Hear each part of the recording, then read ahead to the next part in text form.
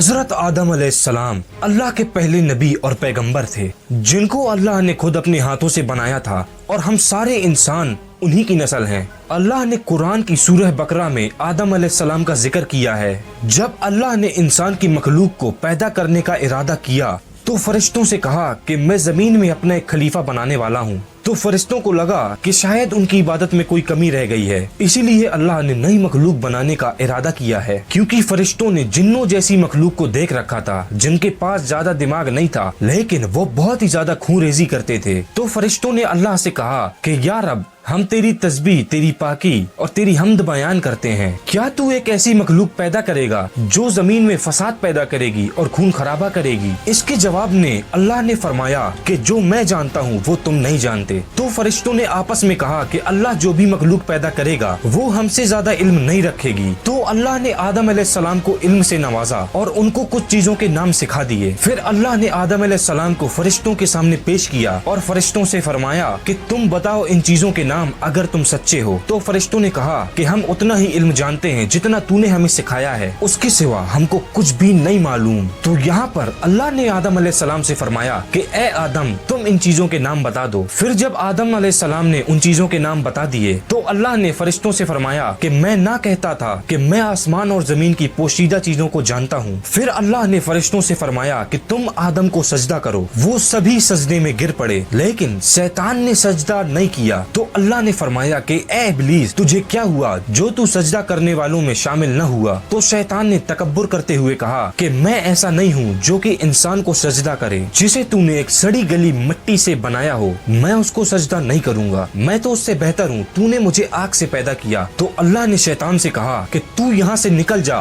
تو مردود ہے اور تجھ پر قیامت کے دن تک لعنت برسے گی۔ تو شیطان نے اللہ سے کہا کہ مجھے قیامت تک کے مہلت دے۔ تو اللہ نے شیطان کو مہلت دے دی۔ شیطان نے اللہ سے کہا کہ تو نے مجھے گمراہ کیا ہے اور میں قسم کھاتا ہوں کہ انسانوں کی سیدھی راہ پر بیٹھوں گا اور انسانوں کو قیامت تک کے گمراہ کرتا رہوں گا، اور ان میں سے زیادہ تر کو شکر گزار نہیں پائے گا۔ تو اللہ نے فرمایا کہ تو یہاں سے نکل جا، جو کوئی بھی ان میں سے تیرا کہنا مانے گا میں تم سے اور ان سے جہنم کو بھر دوں گا، اور بے شک میرے خاص بندوں پر تیرا ذرا بھی قابو نہیں چلے گا۔ جنت کی ساری نعمتوں کے بعد بھی آدم علیہ السلام جنت میں اکیلا محسوس کرتے تھے، تو اللہ نے حضرت حوا علیہ السلام کو بنایا اور اللہ نے فرمایا کہ اے آدم، تم اور تمہاری بیوی جنت میں رہو، جس جگہ چاہو وہیں سے کھاؤ، لیکن اس درخت کے پاس مت جانا ورنہ تم ظالموں سے ہو جاؤ گے۔ تو پھر کیا تھا؟ شیطان نے ان کے دلوں پر وسوسے ڈالے اور کہا کہ تمہارے رب نے اس درخت کے پاس جانے کے لیے اس لیے منع کیا تھا کہ تم کہیں فرشتے نہ بن جاؤ یا پھر ہمیشہ زندہ رہنے والوں میں سے نہ ہو جاؤ، اور یہاں تک کہ شیطان نے قسمیں تک کھا لی کہ وہ ان کا خیر خواہ ہے، اور بس یہاں سے مردود نے